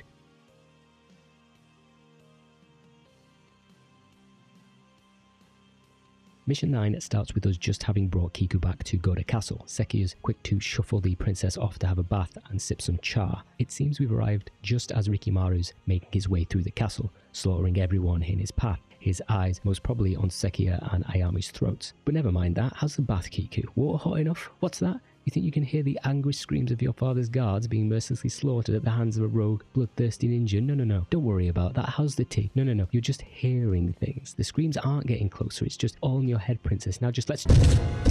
We catch up with where we left off with Rikimaru with that sword fight between the two ninja. If you recall, it ended with Ayame grabbing Kiku and, for the second time in just as many days, she's been tossed out of a window. The two make it to the base of Goda Castle unscathed, but find Tachibana Hyakube waiting for them. It's been a hot minute since we've had a sword fight, so now it's time. The fight is what it is, but ends with Ayame victorious and then tasked with escorting the princess to safety. We'll be back to the checkpoint mission that Rikimaru previously engaged with. As before, you can contest with the janky scenic route. This time it's made that much more infuriating by a patrolling guard who has a tendency to see you if your Tarzan-like shenanigans are eating too much time. In my case, because the game never wanted this to work properly, call it a skill issue, this part drove me insane. While you can probably use a kunai if you had one handy to knock him off his perch, I think I resorted to just blowing the dude up in the end. When you eventually make it across and hop back up to the road, there's just a samurai standing in your way. Thank God you don't have to literally escort Kiku to her destination. That would have had me quitting the game on the spot. Thankfully, she'll just appear by the exit once you've crossed the threshold, so you can fully focus on getting to your destination. There's no car and driver this time in one of the sections, so you're left to hoof it across the bridge. It's a fun little section because of all the ninja lurking in the bushes who can catch you out. I always get a little blast of glee from discovering one of them just at the last second. They have an amusing habit of muttering to themselves, obviously there to hint at their presence. Back at it again in the compact village. I love it when you kunai the guy on the watchtower. He yells and plummets to his death, only for the living guard he landed right beside not to care in the slightest. But now we're on the penultimate mission, so Shadow Assassins is happy to start throwing out various combinations of enemy configurations in the hopes of getting the cogs in your head turning. As a level, this one's got a good mix of tight corridors and a little more open areas with different options to accomplish your goal. In the more expansive areas, you can get a little bit of that quicker paced action as you dart from kill to kill, cutting the timing close, which is at the rarer end for this game. When you're finished, there's nothing left but to just get the hell out of there. We are finally free, fleeing into the night, but all's not as it seems. It turns out that Kiku was an imposter. It was Rinshi all along. It seems that Rinshi was also posing as Rikimaru too. Not only has the woman single-handedly engineered two of Goda's most loyal servants to turn on each other, but she's even thrown in a classic castle conflagration for free. This has not happened since birth of the stealth assassins. Rikimaru finally turns up hell-bent on bringing some divine justice on Rinshi. However, not before the Shida Kunoichi gets her moment in the spotlight. From her perspective, Rikimaru, and by extension the Azuma, which is basically just Ayame too because I haven't heard from Semimaru in a minute. But the ninja are just mindless killers, uncaring whether it's friend or foe who stands in the way of their objective. Rinshi has quite the personal stake in this. It could be that Rikimaru's actions have touched her life in some way. Did Rikimaru inadvertently engineer all of this? And who exactly is leading the Shida? Those answers will have to wait because it's time to awkwardly shake the Wiimote. So yeah, do your thing, get it over with. Beaten, Rinshi appears to pity Rikimaru for being nothing more than a pawn, and it's this pawn that then ends the woman's life. As Rinshi dies, her last thoughts are of her mother and father. We then have Goda somehow interrupting the scene, No idea how he found them or why he's there, but the scene may be a nod to Birth of the Stealth Assassins. On that occasion, Goda, Sekiya and Rikimaru watched the castle burn. At the time, Rikimaru wasn't mature enough to face the problem then and there. This time, however, his mission is clear. He must journey to the burning Goda castle and assassinate Sekiya.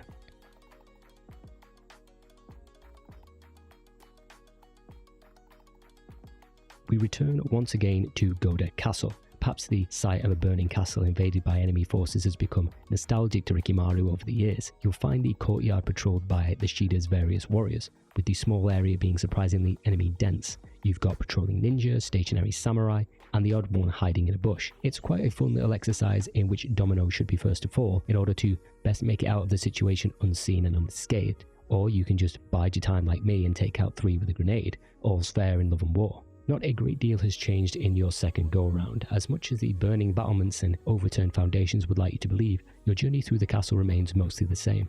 Sure, there are a few new enemy configurations, ninjas hiding, but by now you should have your preferred methods of problem solving ready to go. As a pure exercise and embodiment of the game design mechanics and flow Shadow Assassins was trying to achieve, I think it's a solid combination of all the lessons the player will have learned so far. It's the final mission after all, the purest test of your skill as a ninja. Thanks to all the fire and shurikens that you can pick up, you'll have several opportunities to barbecue opponents along your journey. More often than not, ninja orbit more stationary samurai, with their paths intersecting, kind of manipulating how you approach each section. It's something many of the other Tenchu games struggled with due to their more open nature, so it's a nice change of pace. Once you've infiltrated the castle, whether that's via the wall or the entrance, you're tasked with making it up to the top floor. Why people are still inhabiting this burning castle, patrolling around like they aren't on the verge of baking or choking to death, I will never know. I assume they're either explicitly waiting for Rikimaru or hoping to finish off any Goda stragglers. And how do the Shida even have this many people at their disposal anyway? It's all a bit wacky, kind of like how Seki's acting as we draw closer to him and the unconscious Princess Kiku.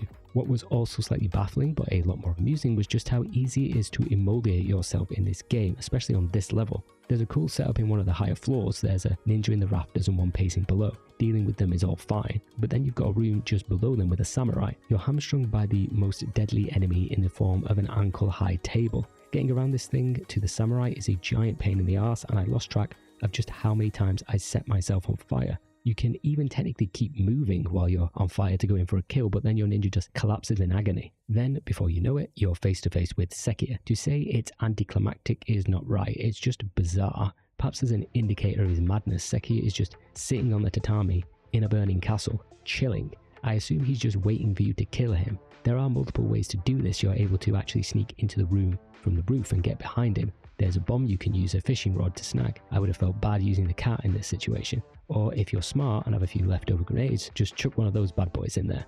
And that's it. Mission accomplished. Seki is dead and Kiku is seemingly unharmed. We can't just stand here slapping ourselves on the back. We've got to get out, just like Seki seems to have done.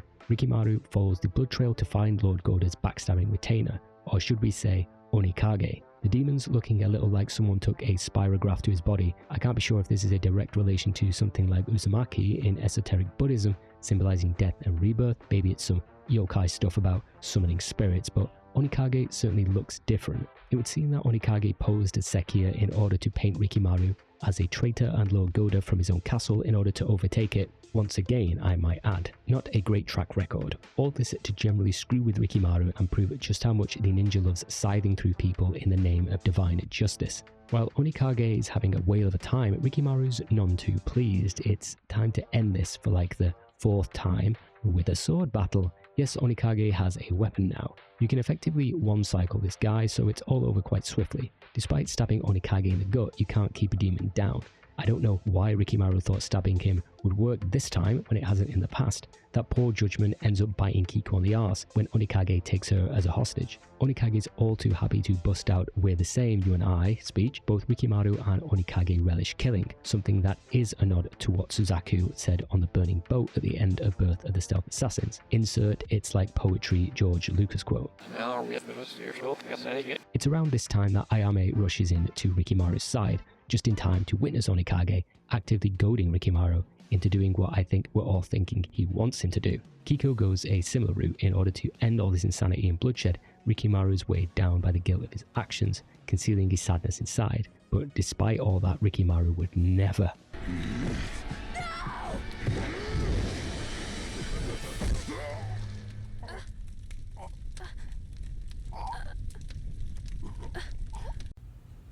Whack.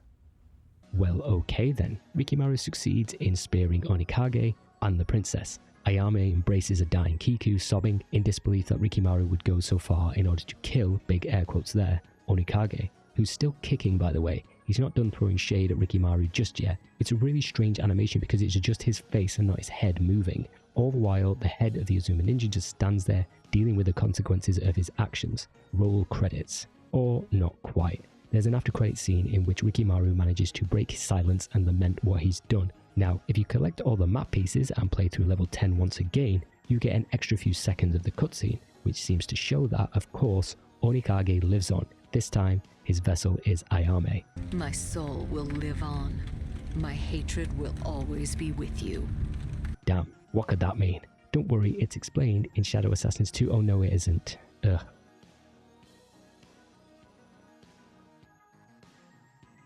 It makes the most sense to jump right back into looking at the story from the end of Mission 10 because there's certainly a lot to unpack. Firstly, let's begin with the themes of Shadow Assassins, at least in my mind. Once again, the story focuses more on Rikimaru, while Ayame has yet again been relegated to a side character. It's also worth keeping in mind that, as mentioned, the game had been originally envisioned as a trilogy, so there may well be arcs and plot threads that begin here. As such, certain aspects of the narrative may feel incomplete and or underbaked. I'm willing to provide a little leeway there. With that mild disclaimer out of the way, Shadow Assassins attempts to examine the notion of divine justice, or as the game itself is called, Tenchu. Is mercilessly slaughtering all those in your way on the orders of what your lord believes just, or are you simply nothing more than an unthinking tool?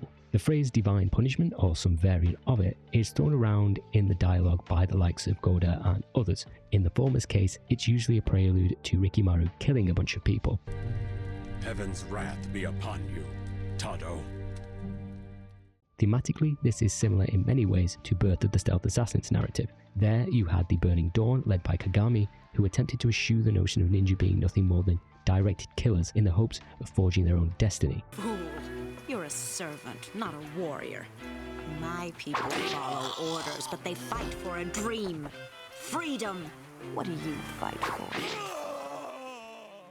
In fact, we have a great number of parallels to that game. Kagami's final speech at the end, likening Rikimaru to a puppet, is similar to the one given by Rinshi. But you, only a fool, follows the rules without questioning them. You talk of honor, but I know better. People like you defile this world and bring it nothing but sadness. Perhaps even more relevant is Suzaku's little speech to Rikimaru when he is first defeated during the assault on the Burning Dawn's vessel. You lose. Because the more enemies you get revenge on, the angrier and nastier you'll become, until you become as vicious and selfish as me.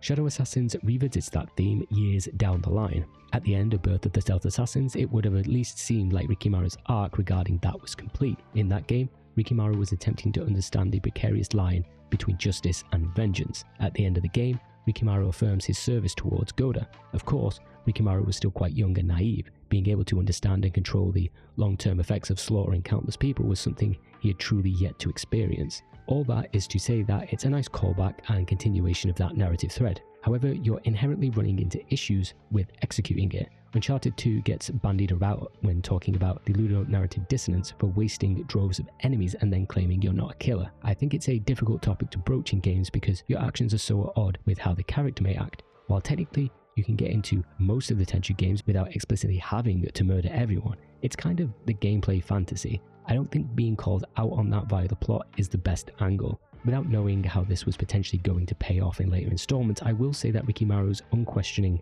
and unwavering loyalty to Goda is an interesting angle worth interrogation. The ninja has been at Goda's side for years. I would have liked to see the plot tackle what events would have to conspire to have Rikimaru actually disagree with what Goda was planning or the decisions he was making. Exploring their relationship and Ayame's from that angle could have been more interesting than a he who fights monsters angle, which is both difficult to execute in a game and kind of played out. By the end of the game, we see just how Suzaku/Onikage's words have echoed from Birth of the Stealth Assassins right through to Shadow Assassins. Years of killing in the name of what one person, not a divine entity, believes is justice has twisted Rikimaru.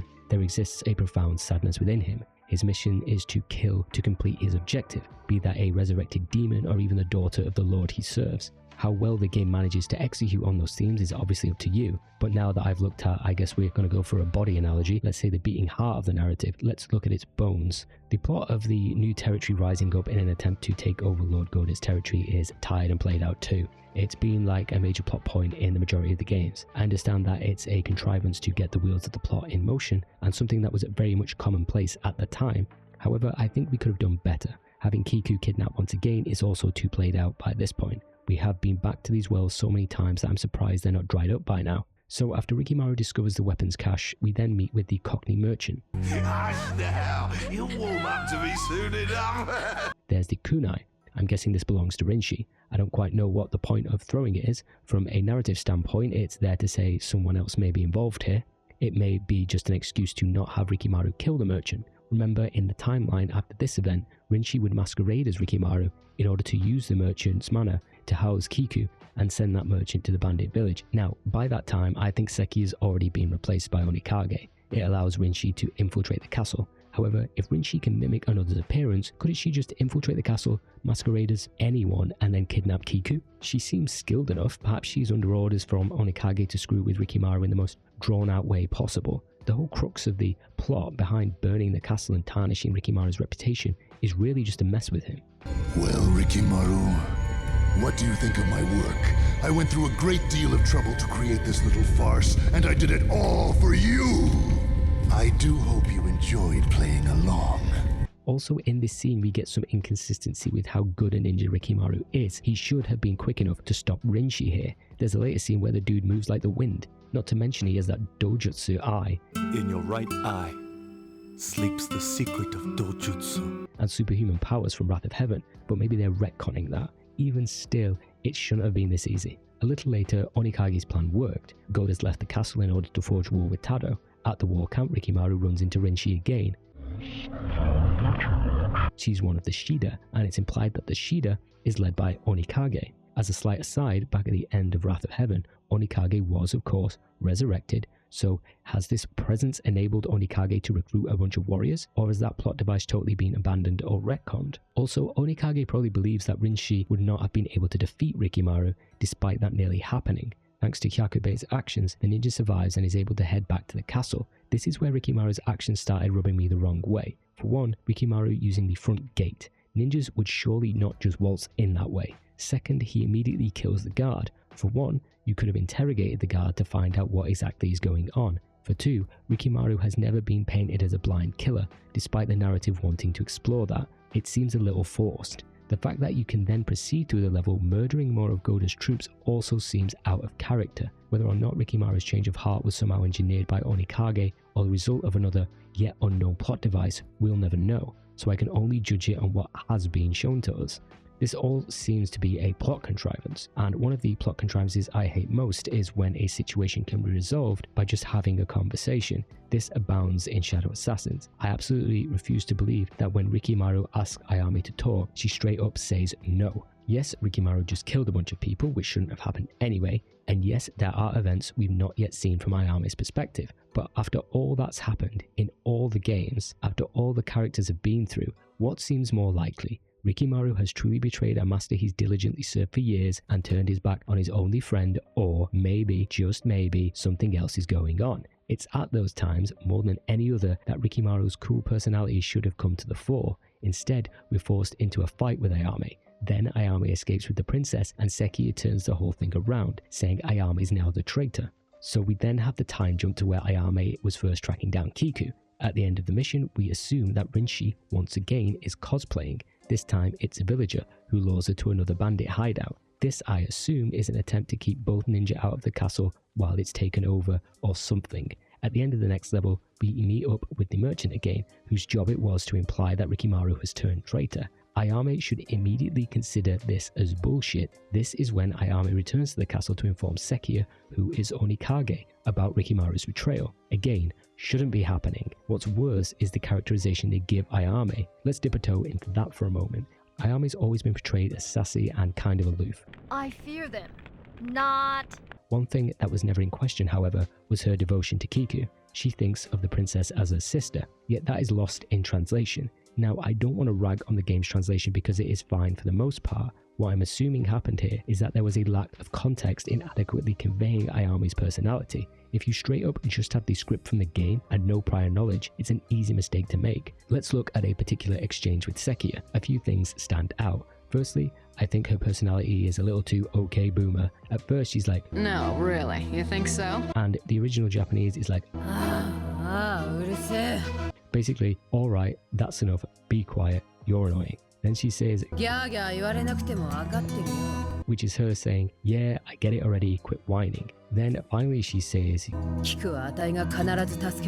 basically, I'll definitely rescue Kiku. The issue here is that the localization paints this interaction as a burden for Ayame, like, God, guess I'll go do you a favor and rescue Kiku, when that is not the intention. Like, the subtext is, of course you don't have to go on about it, Kiku is like my sister, so of course I'm going to do whatever it takes to bring her back. You don't have to go on about it, old man. But because this context has been lost, it does Ayame a disservice as a character. It may be a minor and overreaction, but when I first heard the exchange, I knew something had to have been lost in translation. Anyway, in reality, we sassed Onikage, so I'm okay with that. So Ayame goes to the merchant's estate and finds Kiku. Maybe this is the real Kiku, or Rinshi, I don't know. I'd lean towards the fake one because I can only assume Rikimaru knows this. Why he figures the best way to deal with the situation is to blow up both Rinshi and his only friend who he has known for years is beyond me. Again, is this simmering bloodlust manifesting or not the best writing? Who knows? Now we're back at the castle while Rikimaru's tearing through it and Onikage has Kiku take a bath. Again, not sure if this is Rinshi or the switch happens when Kiku goes to change so that Onikage can have Rinshi lead both Rikimaru and Ayame out of the castle again. After Rinshi nearly gets the drop on Ayame, Rikimaru saves her and we get Rinshi's speech. She hits on the game's main themes, calling out the ninja's slaughter, Wrath of Heaven being a sham, all that. It seems that Onikage is, in some ways, continuing the work that Kagami set out to accomplish. Just before she dies, Rinshi calls out Rikimaru's innate sadness, which will be referenced again by Kiku later. As a villain, I don't mind Rinshi. Again, she does that thing I don't particularly like in fiction where someone spills their guts, figuratively and literally, when they're dying, so that they become more dimensional. Give them more screen time or something, or just don't bother. I don't know. Honestly, you could have taken Onikage out of this and made Rinshi the main villain. I think she would have made a good focus. What happens when someone seeks revenge on the ninja because they've acted on Goda's orders? We could have seen two sides to some event in which Rikimaru followed Goda's orders, only to see that things were not as they once seemed. It would have accomplished the thematic goals of the game without dicking around with all the imposters and wasting Onikage. We could have actually had the opportunity of a decent character study. Alas, here we are, with Goda somehow finding us in the rain. And now we've got to kill Sekiya, someone who's been Goda's loyal retainer for decades. Maybe, just maybe, if we're dealing with people who can masquerade as those closest to us, should we wait for a second just to take stock of the situation? Everyone in this game's story is intentionally dumb in order to make the story happen. It's just lazy. But we've been on this ride for long enough, so we might as well get to the end. The game's final cutscenes are some of the most frustrating in the entire series. Firstly, Onikage, love the guy. He's so underutilized. He works when he's actually physically involved in the plot because he's the mirror of Rikimaru. Their interactions are always fun. This could have been a chance to upgrade him from an antagonist that's on the fringes to get some dedicated screen time. Unfortunately, like most of the antagonists in the series, you only really see them in the final mission, so any potential is wasted. As for personality, I think it's kinda there. His voice acting is certainly different, but I guess it fits. Like Majima from Yakuza, but taken to a more extreme degree. Onikage has an obsession with Rikimaru because the ninja is a reflection of himself, but Rikimaru was able to go through all this killing and still maintain a piece of his soul. At least that's how it was in previous games. Also, not using Onikage's theme when he's finally revealed himself is absolutely criminal.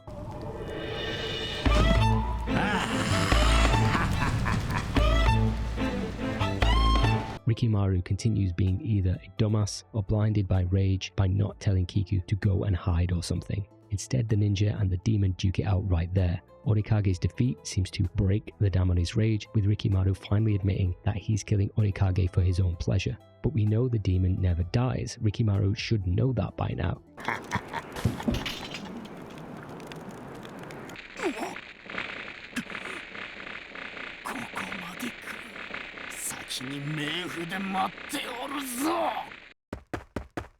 Please, forgive my failure.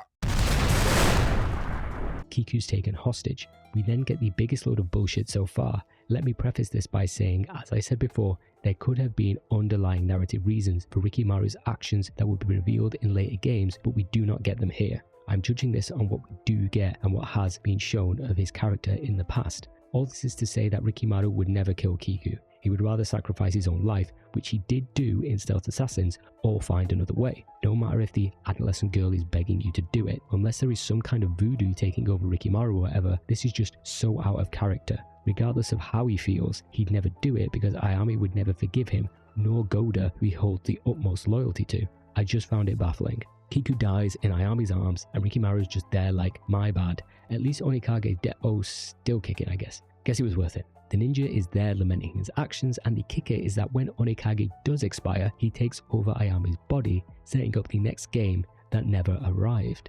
I went on about the game's story for longer than I thought. At least there was a narrative to dissect this time around. After Tenchu Z, the next game had some making up to do, which is to say I don't really love the plot and find it needlessly convoluted, choosing a theme that doesn't quite gel with the game and presenting an unfinished story with some very strange character decisions. I am grateful for its presence. Honestly, I would have been interested to see what direction they were taking it. Rikimaru versus Ayame could have been a cool concept. Alas, we'll never know. Shadow Assassins, for better or worse, would be the final game in the story of the Azuma Ninja, and we end it with a slight whimper.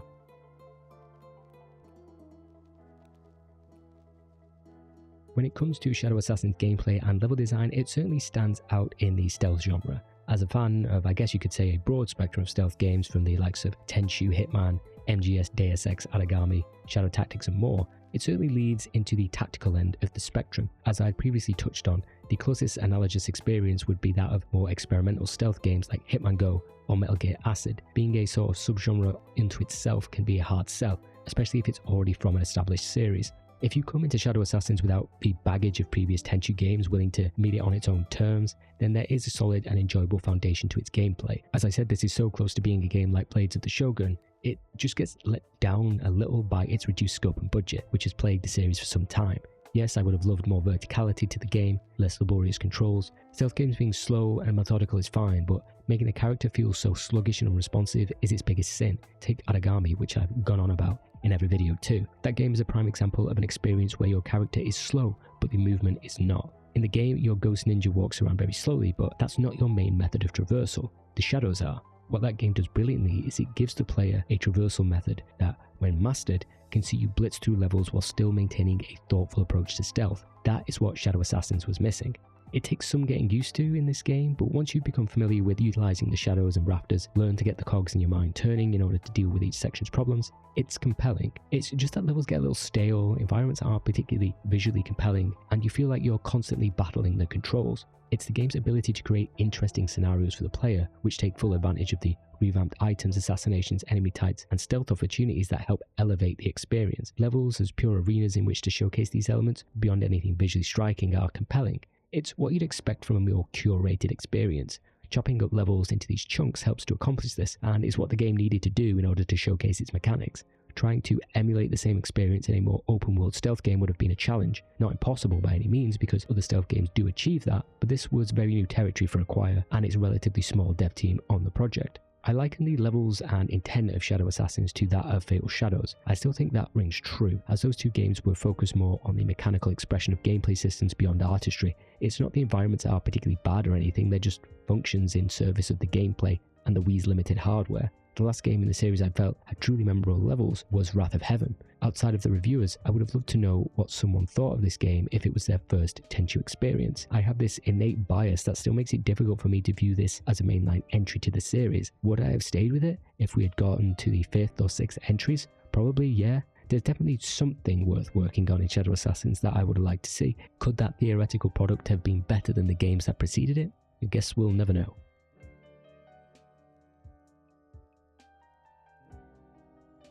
There wasn't really a fitting section to include these last few thoughts, so I'll just stick them here. Firstly, there's the game's music. In Tenchu Z, I'd mostly ignored the soundtrack, as paltry as it was. No shade on the composer at FromSoft, I just wasn't that into it. However, in Shadow Assassins, we do have the return of Noriyuki Asakura, and you can certainly feel that the moment you hear In the Depths of a Dream, the game's opening song, which accompanies the intro. It's a more operatic approach, which reminds me of a song that would accompany an Italian tragic opera, kind of fitting given that the Tale of Shadow Assassins does fit with those themes. The rest of the game's soundtrack harkens back to the first game in its fusion of flamenco-like guitar and arabesque influences. It felt like such a breath of fresh air compared to its lack in Birth of the Stealth Assassins, the less than stellar tracks in Fatal Shadows, and Tenchu Z. If you line it up with the original games, it manages to capture the same musical vibes that became an important part of the series. The soundtrack doesn't reach the heights of the first game, but it's just nice to have Noriyuki Asakura back and doing his thing in a Tenchu game. Another part of the game worth a mention is the VO and the cutscenes. For the latter, I believe it's the most we've had for a while, by which I mean CG, since Tenchu 2. I want to say, on the whole, they're well done, as is the mocap in the stealth kills. This was in no small part down to what I assume is the studio name itself, Katsugekiza. You've got some cool fight scenes and little moves which were pretty flashy. Plus it just adds a bit more oomph to the story to have rendered movies rather than what I'm assuming is the game's rather limited engine. This was made in Gamebryo, by the way, yes, the base of what Bethesda used for their titles. As for the VO, it's more because you've got a number of quite recognisable actors doing the English dub. Rikimaru is voiced by Liam O'Brien, who does a fine job. Most will know him from his work on Critical Role and The Legend of Vox Machina, but I'll always know him as Dist from Tales of the Abyss. Jade, wait for me. Keeping with the Tales connection, when I first heard Kiku's voice, I couldn't help this nagging feeling I'd heard it somewhere before. You alright?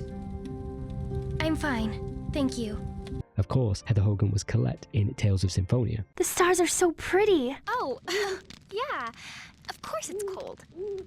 I lied. Megan Hollingshead, who plays Ayame, has done a ton of VO for Bleach and Naruto, but also voiced Sheena in Tales of Symphonia Dawn of the New World. The less said about that game, the better, but she obviously took over from the prolific actor Jennifer Hale. Let's keep the Tales connection going with Michael McConaughey as Sekia, because he was Van Grants in Tales of the Abyss, as well as exclusively playing dudes with giant beards. Goda Joe Thomas was Raven in Tales of Vesperia. Rinshi, Karen Strassman, played Annette Birkin in the RE2 remake, and Nanako in Persona 4. Every day's great at your tuneness. The Cockney Merchant was JB Blank, Rotaro Dojima in Persona 4. Like, this cast is stacked with veterans who've been in the industry for years, and they all put in a great shift. If there's one thing I can't fault, it's the English dub this time around.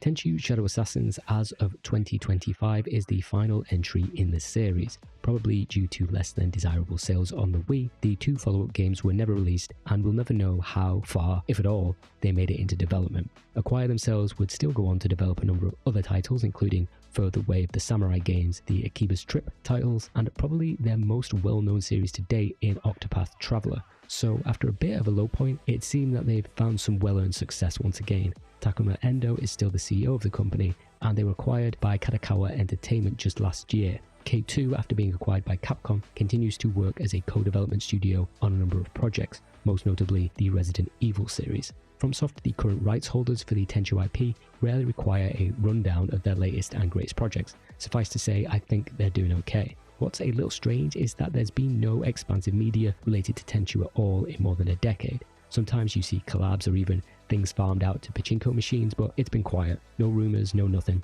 So it certainly looks like the series is dead, or perhaps in that quasi-deceased state like Rikimaru, hibernating in a cave like at the end of the first game. But that's not to say that the genre itself is dead. As I've mentioned in previous videos, there are most definitely games out there which can provide that same kind of stealth fix. I've heaped tons of praise on Shadow Tactics and Mimimi's work in general, which are exemplary entries into the genre. So too is the first Aragami game. The second, not so much. Over time, the genre has needed to adapt, as we've seen with the likes of Assassin's Creed, Hitman, NGS, and Ghost of Tsushima. There's definitely a fairly large portion of players who generally find a thrill with stealth gameplay. It appears to thrive in both the AA and AAA space. So while there may never be a new Tenchu game, the series has left an indelible impression on the genre. And with that, my time talking about the game has also come to an end. Guess I'll have to find something else to moan about now. Thanks for watching, and if you want to like and subscribe, go for it. Take it easy.